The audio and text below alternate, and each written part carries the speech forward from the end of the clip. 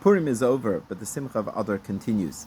When the sages say Mishenichas Adar Marbin B'Simcha, the joy is not only in connection to the festive day of Purim, but rather continues throughout the entire month until its end. And so we are going to continue with our Simcha Strategy post. Before Purim, we spoke about the importance of having Simcha no matter what circumstances a person finds themselves in.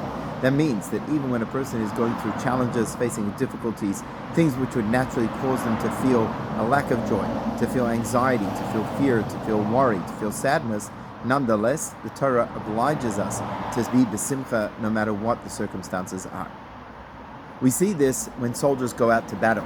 Even though soldiers are going to a fearful situation, they are going to confront an enemy, they are putting their lives at risk going into a situation which is filled with uncertainty and certainly a threat to their own being and something which would cause a seriousness and a fear to pervade the ranks.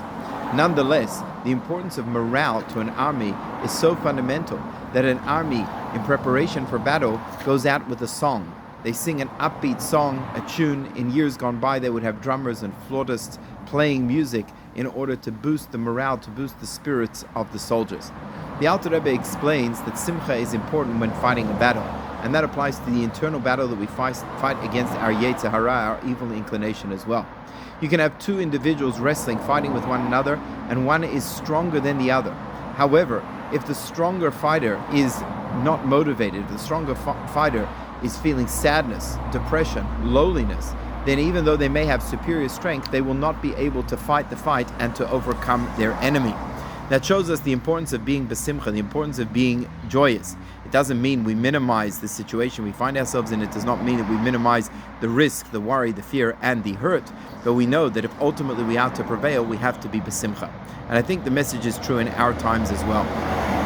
Part of what our enemies who are fighting against us in the Holy Land and the anti-Semites around the world is that they want us to be a crushed and broken people.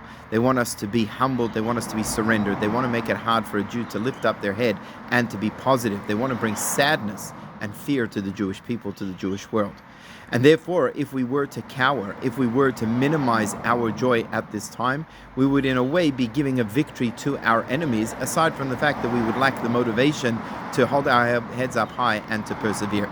So the message of the Simcha Strategy today is that if we have to fight the fight through our struggles, on the contrary, not only is being sad and weighed down not going to bring us joy, but it is actually going to be a disservice to our cause. And with happiness, we will triumph over everything.